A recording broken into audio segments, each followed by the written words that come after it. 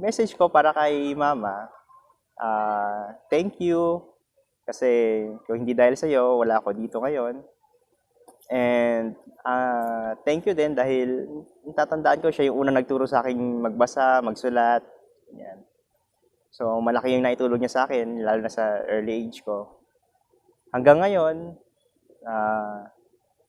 nagki-care pa rin si mama sa akin. Pinakontak-kontak niya ako, then tinatanong niya kung kumusta, kung okay lang ba ako, ganyan. So, nagpapasalamat ako sa kanya dahil kung hindi dahil sa kanya, hindi ko rin matatamasa yung natatamasa ko ngayon. Tsaka hindi ako lalaking ganito ka okay, kundi dahil sa mga napagdaanan din namin. Ma, thank you po, kasi kung wala po kayo ni Papa, siguro hindi ko mami-meet si Erwin. Ngayon happy lang ako kasi, kung hindi dahil sa inyo hindi ko rin siya mami-meet, eh. Happy lang ako kasi yun nga, I find na yung right guy for me. And sobrang happy ako na makakasama ko na siya habang buhay. Yun lang, salamat po. Kay mami naman, mami, thank you dahil pumayag ka na pakasalan ko si Angel. And thank you sa pagpaalaga sa amin. Minsan, kapag pumupunta ka sa bahay, ikaw lagi nagluluto doon, niluluto mo yung favorite kong maanghang na adobo. So, minsan sobrang sili. At saka yung sayote na may carrots. Favorite ko rin yun. Luto rin niya yun. Masarap yun. Yun. And thank you sa pag-aalaga sa amin. Sana hindi po kayo magbago and alagaan niyo pa rin po kami. Huwag po kayo mag-alala, alagaan ko mabuti si Angel. Tsaka kayo na rin. You're always welcome sa bahay ko. Yun, Mami, thank you po sa lahat. Thank you for taking good care of me. And thank you for supporting me all the time. Kasi ikaw yung lagi nandyan to support me. Kung ano yung gusto ko marating, nandyan ka parati. Salamat sa inyo ni tatay kasi sobrang pinalaki niyo ako ng maayos. And sa inyo ko naramdaman yung talagang meron akong mabuting magulang. And sobrang thankful talaga ako. To my father, Papa Renato, Papa Rene, thank you sa lahat ng ginawa mo para sa amin. Alam kong medyo nahirapan ka sa amin ng konti kasi pareho kaming lalaki na anak mo. Pero nagtiyaga ka pa rin. And then marami kang ginawang paraan para maitaguyod mo yung buhay natin. And hindi mo kayo pinabayaan kahit anong mangyari. And sa lahat ng pagsubok na pinagdaanan mo sa buhay, hindi ka sumuko, pinakita mo sa amin na matatag ka rin. And yun yung parang naipamana mo sa aming dalawang magkapatid. And dahil doon, may hinahangaan kita. Hindi ka nagkulang ng paalala sa amin. Sinusuportahan mo kayo palagi. Hinahanap mo kami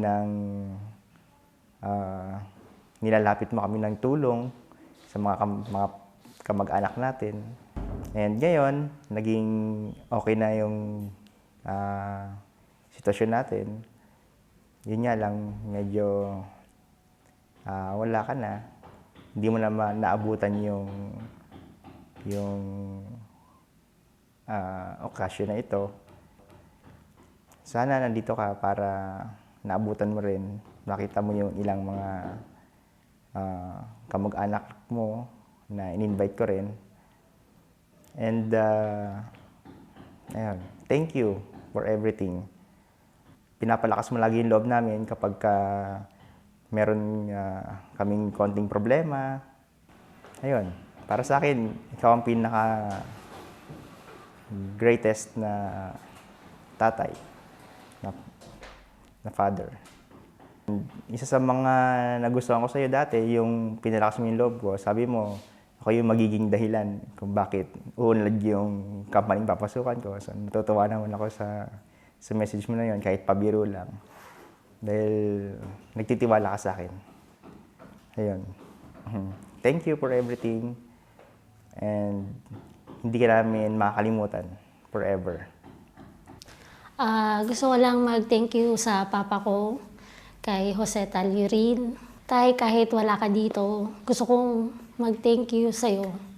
Kasi sobrang na-appreciate ko na ikaw yung naging father ko. Kayong dalawa ni Mami, sobrang thankful talaga ako. Kayo yung naging gabay ko kung ano man ang narating ko ngayon. Diba, sabi nga nila, for every child success, there's a parents behind him or her. Yung success na hindi magiging okay kung walang magulang na gumagabay sa kanya. So happy ako na nakita ko sa inyo yung tamang paggabay ng magulang sa anak. And yung love unconditional, sobrang na-appreciate ko na yun, yung pinapakita niyo sa aking love, yun din yung ibinabalik ko sa iba. Salamat, tatay, kasi ikaw yung naging source of strength ko.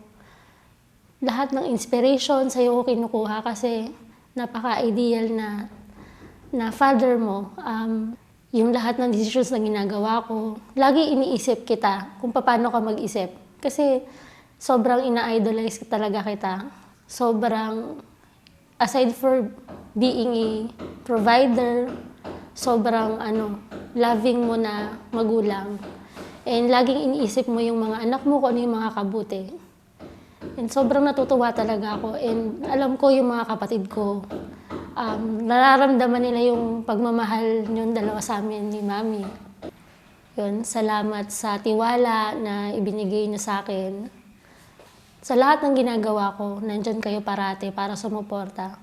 Kasi yun nga, hindi ko maabot yung success na meron ako ngayon, yung narating ko, yun yung naging, yung pagtitiwala nyo, yun yung naging sandigan ko, kaya lagi ako nagsusumikap sa lahat ng ginagawa ko. Kayo yung best na magulang, best father, best model. Wala na akong hihilingin pa. Sobrang happy ako na kayo yung naging tatay ko. Yung sa lahat talaga, sa lahat po ng suporta, sa pagmamahal, yun, hindi ko talaga mararating kung ano man yung meron ako ngayon kung wala akong magulang na kagaya ninyo na sumusuporta, nagmamahal, nag-aalaga. At yung nagtitiwala dun sa kakayahan ko, kakayahan ng magkakapatid. So yun lang po, salamat, and mahal na mahal ko kayo. Ayun, salamat po.